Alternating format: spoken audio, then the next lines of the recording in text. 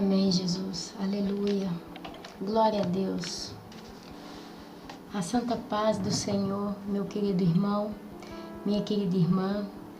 Eu tô ausente já há tanto tempo que eu não consigo gravar um vídeo, mas Deus tem trabalhado na minha vida. Eu quero agradecer a cada uma das pessoas que tem ouvido, participado do canal e tem escrito para mim.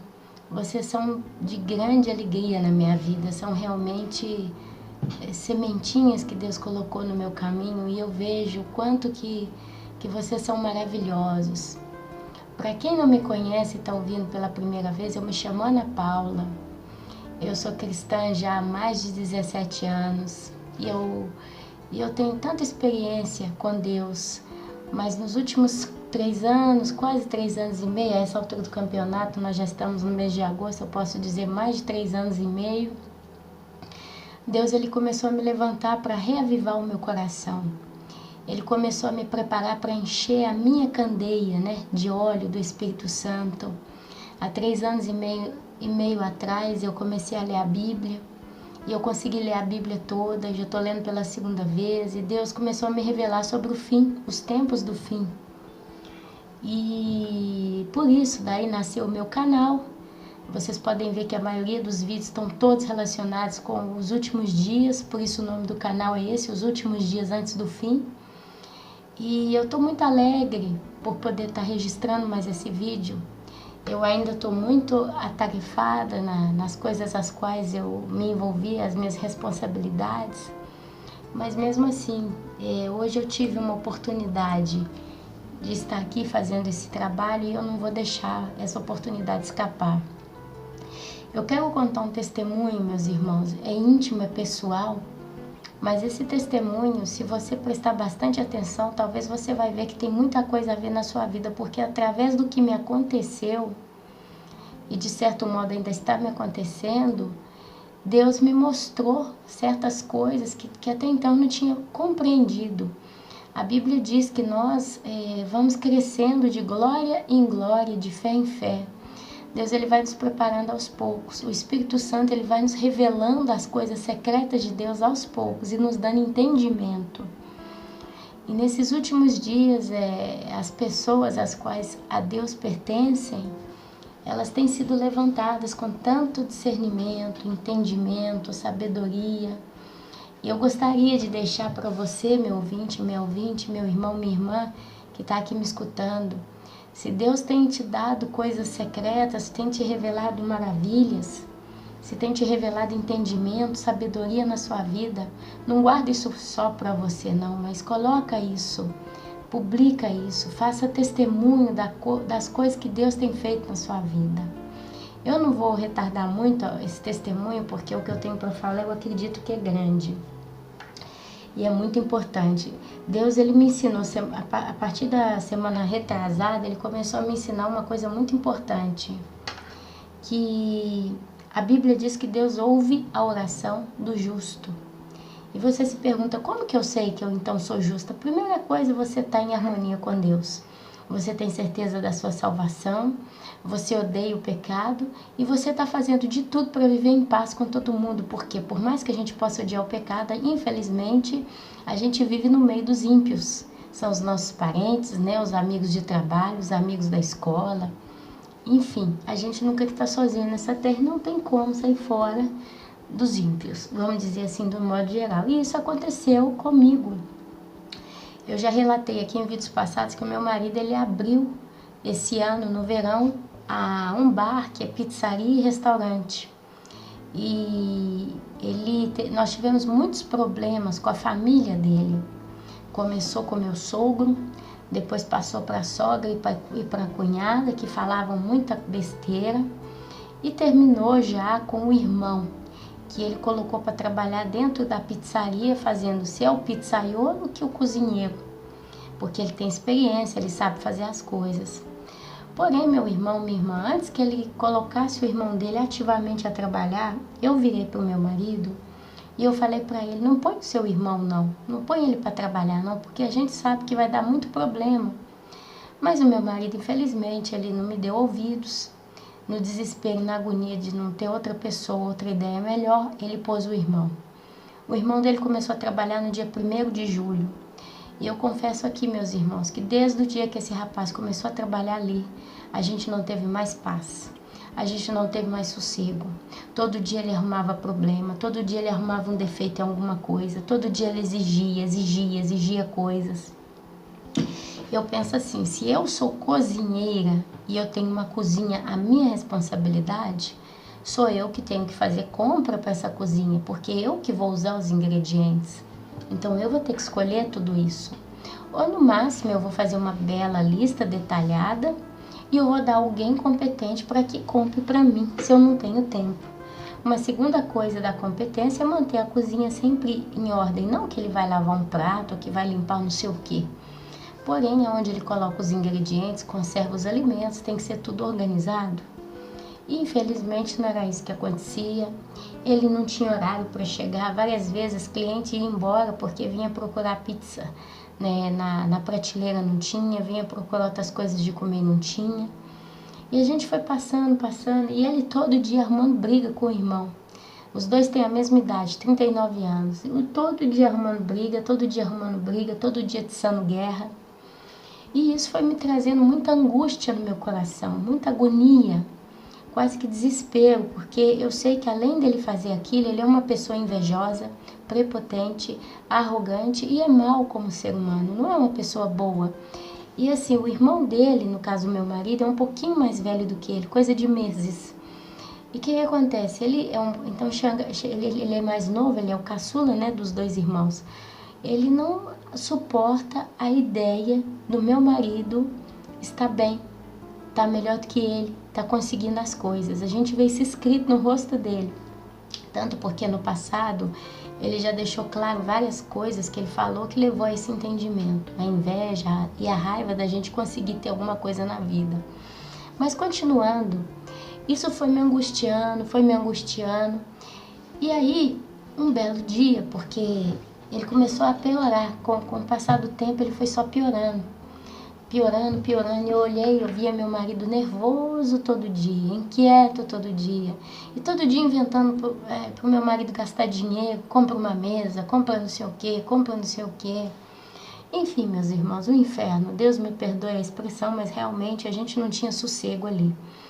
E aí ele começou a aprontar, eu não vou entrar muito em detalhe, mas dá para entender, só que ele aprontou tanto que teve um dia que eu cheguei em casa tão angustiada, tão revoltada, tão desiludida, desesperada, porque na realidade o que estava acontecendo? É meu marido que investia na cozinha, então ele comprava peixe, ele comprava farinha, ele comprava todos os ingredientes necessários, então era dinheiro ali dentro, e não é um dinheiro que a gente tem, mas é um capital de giro. E esse irmão dele jogando coisa fora, desperdiçando tudo, sem cuidado, enfim, meus irmãos, roubando. Tudo que ele podia fazer para trazer prejuízo e problema, ele fez.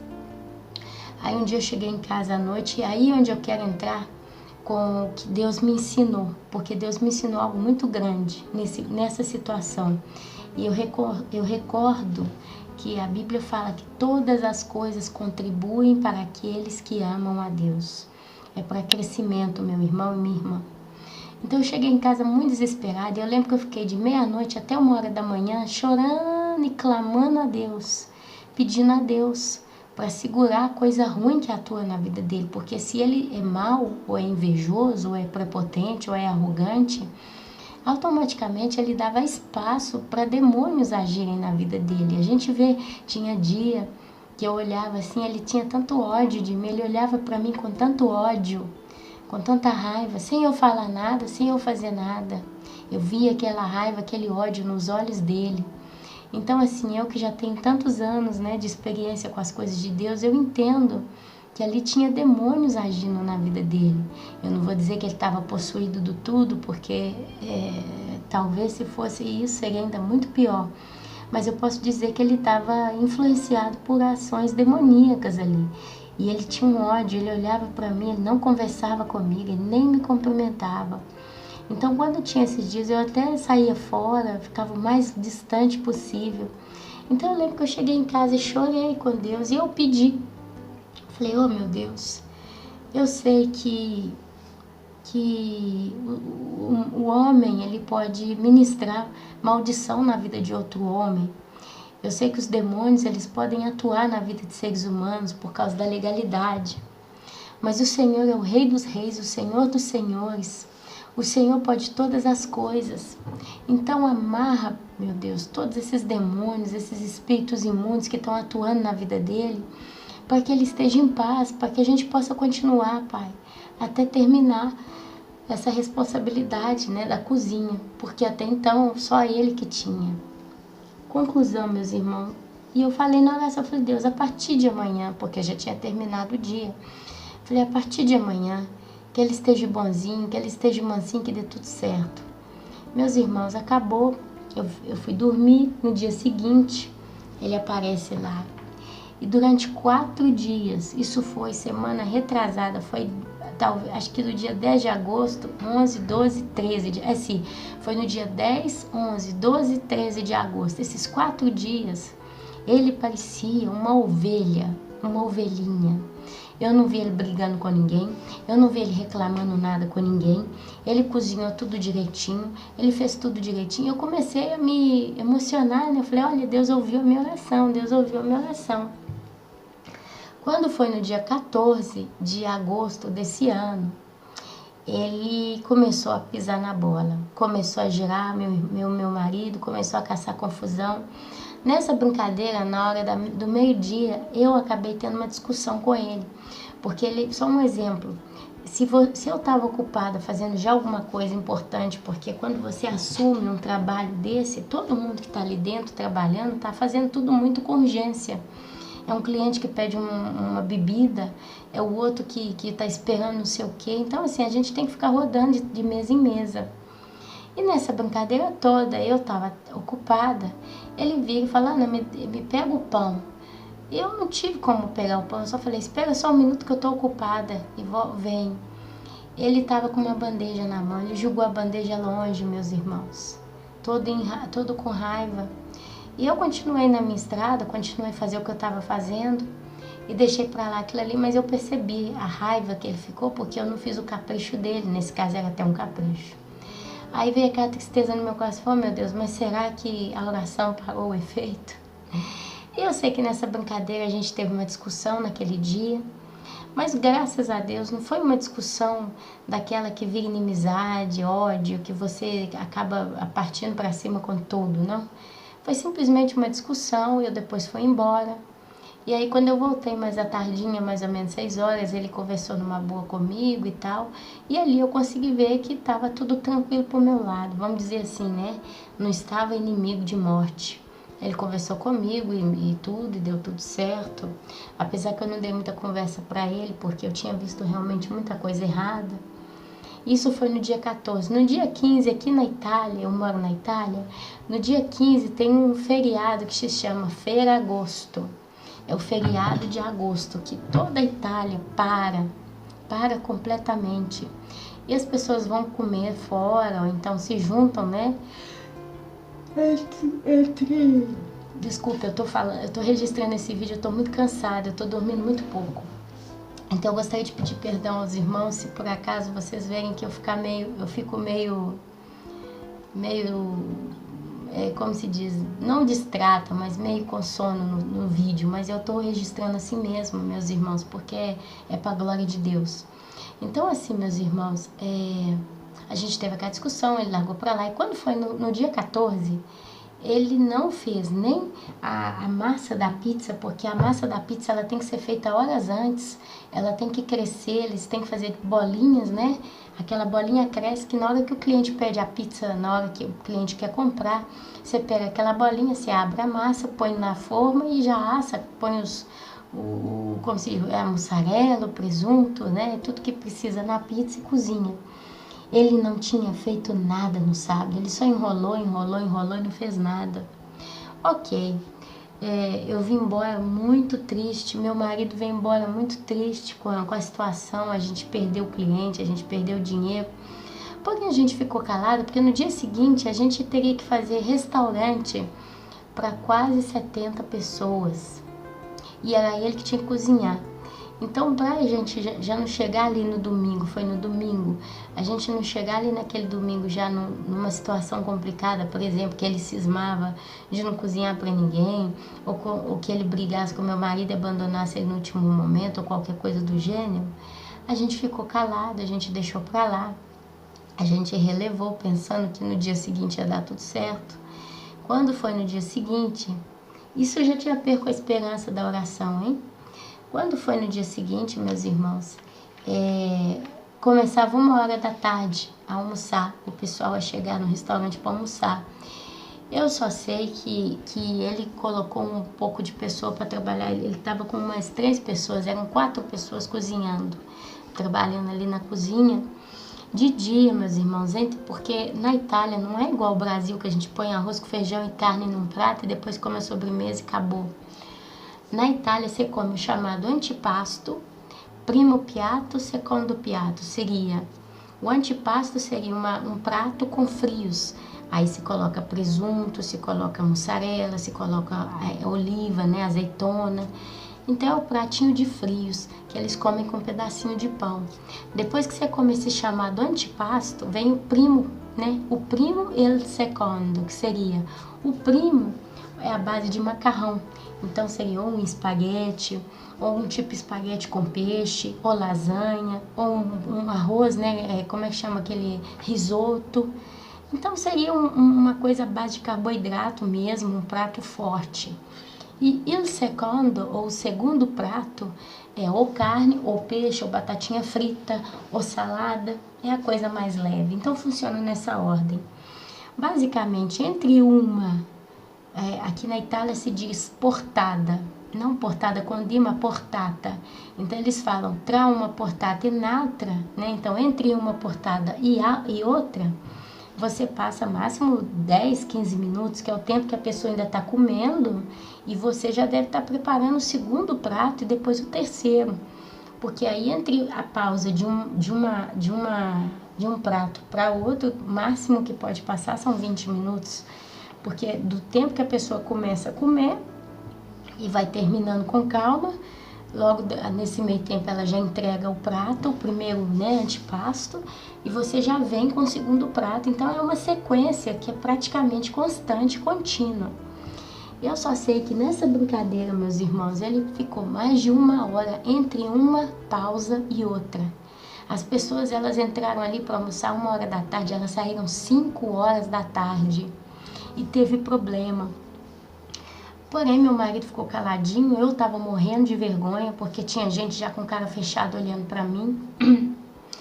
Passou. De noite tinha mais um pouco de pessoa para comer, a gente segurou a onda, tinha até um aniversário, ia ter que cozinhar mais coisa ainda e tal. Meus irmãos, o que ele faz? Ele, 5h da tarde, ele terminou com a cozinha, pegou o irmão da mulher dele, outro rapaz. Eles foram para um outro restaurante mais à frente, na beira da praia, e foi encher a cara. Ele bebeu, meus irmãos, ele bebeu, em vez de ir embora para casa, tomar um banho, descansar um pouquinho, trocar de roupa, comer alguma coisa, que ele não comeu nada, ele foi pro bar encher a cara, coisa que normalmente ele nunca faz. E à noite a gente tinha, né, dentro das 70 pessoas de todo o tempo para comer naquele dia, ficou mais ou menos 40 de meio-dia, né, 1h da tarde, e as outras 30 para a noite, que seria mais fácil. Meus irmãos, ele chegou na cozinha tonto, mas tonto, que não podia nem caminhar direito. E ele foi cozinhando. E ali na cozinha ele começou a brincar com o colher, brincar com a panela. Quebrou um prato, aí foi jogar o prato fora, um prato de pizza, que é um prato de louça muito pesado, todo redondo. Ele pega esse prato, bateu o prato forte na lixeira, por pouco voava vidro, né? Caco do prato no rosto da menina que estava ali lavando os pratos para mim, limpando. E ele jogou a colher para cima, fazendo malabarismo, a colher caía pro chão afora, ele pegava aquela colher, enfiava na panela da cozinha, cozinhando pro povo. E foi uma confusão, e no final, meu marido só gira para mim, meus irmãos, fala assim, Ana, você vai ficar no bar, no restaurante aqui de fora. Você vai ficar na caixa, vai cobrar, vai controlar tudo, porque eu não posso sair da cozinha não. E eu vi o pânico nos olhos do meu marido por causa da tua situação. E ali a gente tentou trabalhar assim, eu não entrei porque eu fiquei com medo, depois ele olha pra minha cara e cisma comigo, eu vou ficar por aqui. E ele pôs um outro rapaz com ele para fazer pizza, que ele tinha trago do bar. Esse cara tava mais tonto do que ele ainda. E eu só fiquei sabendo, meus irmãos, que esse rapaz, entre um prato e outro que ele cozinhava, ele enfiava o dedo no prato do cliente para ver se estava bom. Ele, por exemplo, se ele fazia batatinha frita, ele enfiava a mão no prato do cliente para comer a batatinha frita antes de entregar, né, o prato para a mesa.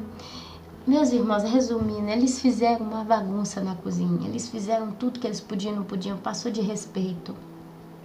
E naquele dia eu fiquei desesperada, eu fiquei muito triste. Eu falei, oh meu Deus, eu te pedi tanto para que me ajudasse a gente, para que desse tudo certo. Durante 4 dias funcionou, mas parece que esses 4 dias que ele não aprontou, acumulou pro último. E passou, meus irmãos. No final, meu marido tinha uma mesa de mais de umas 13 pessoas. Essa mesa tinha que pagar 250 euros a conta de tudo que eles comeram. Nessa mesa foi peixe, frutos do mar, cheio de areia. Os pratos voltaram todos para trás. Esses aqui reclamaram. Sei que de 250 euros que eles tinham que pagar, eles pagaram, me sai 140, 130. Meu marido revoltado, que perdeu o dinheiro todo. Comprou peixe, perdeu tanta coisa, meus irmãos. Quando foi no dia seguinte, eu termino aqui o testemunho e entra onde Deus me deu a sabedoria.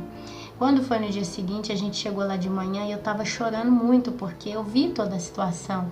Eu fiquei sabendo, teve gente que chegou peixe congelado, com gelo na mesa de determinado cliente, que pediu um tipo de peixe, em vez dele cozinhar o peixe bem e descongelar bem, cozinhar, ele mandou o peixe com gelo. Ele só passou aqui o troço na panela e basta.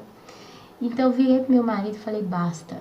Ou o seu irmão hoje vai ser mandado embora, ou eu não venho mais. E meu marido começou a desesperar, porque falou, mas se ele for embora, quem é que vai cozinhar? Quem é que vai cozinhar? Quem é que vai resolver o restaurante? Aí, meus irmãos, como que um fogo dentro do meu coração me impulsionou a dizer essas palavras. Eu virei pro meu marido e falei assim, olha, traz a sua mãe aqui, ela vai me ensinar basicamente como funciona e eu vou me assumir essa responsabilidade. Pior do que tá, não pode ficar. Resumindo, meus irmãos, a sogra foi, ela me deu todas as diretivas de como trabalhar na cozinha, como cozinhar tais pratos. Eu escrevi tudo e ali eu tô até hoje, meus irmãos. São já, hoje é dia 21, são do dia 16 ao do dia 21. São mais de 6 dias, né? Já são 6 dias, 16, 17, 18, 19, 20, 20, são 6 dias. Concluindo hoje que eu tô na cozinha. Tô fazendo pizza, tô fazendo restaurante, tô fazendo peixe, tô fazendo tudo. E eu posso dizer para os irmãos que até agora, meus irmãos, eu não tive problema. Só 2 noites atrás que eu tive muito problema, que nada de corpo começou a não funcionar na cozinha. O gás do forno acabou, a frigideira perdeu óleo, eu não consegui fazer a massa da pizza boa porque ela estava fresca e não tinha crescido e eu tinha que liberar a pizza para cliente. Acabou com 2 pizzas, as 2 últimas pizzas que eu fiz, a massa, né, com fermento não tinha crescido, então ficou gomosa, igual chiclete. Aí eu já virei pro meu marido e falei, vamos fechar a cozinha aqui, não tem nada que fazer aqui dentro hoje não, acabou. E eu falei pro meu marido, olha que alguém deve estar fazendo alguma coisa muito ruim, porque de corpo 3 ou 4 coisas se blocaram na cozinha, né? Então eu fechei a cozinha. Desculpa, eu sono. Eu fechei a cozinha, eu arrumei, né, tudo que eu precisava arrumar, preparei as massas, coloquei tudo para levitar, para crescer. E no dia seguinte já retomei. Deus é tão maravilhoso que no dia seguinte ele fez eu cozinhar peixe para 11 pessoas. E eu consegui fazer tudo, meus irmãos, sozinha. E Deus tem me capacitado de um modo extraordinário. E esse é um testemunho que entra, que se você se lembra, eu falei com Deus, Senhor, eu te pedi tanto para amarrar a coisa ruim que tinha nele, para que a gente conseguisse mais uns 10 dias agora, para terminar tudo, o pessoal vai embora das férias, né, e volta o ritmo normal da vida. Mas Deus, ele acalmou esse rapaz por 4 dias. Eu acredito que ele realmente acalmou, porque ele mudou da água para o vinho. E eu acredito, meus irmãos, que Deus, ele fez aquilo para mostrar para mim que ele realmente pode fazer a diferença. Mas depois o cara voltou de novo, pior. E aí a gente tirou ele, Deus me capacitou para assumir uma responsabilidade de cozinheira, de cozinha de restaurante.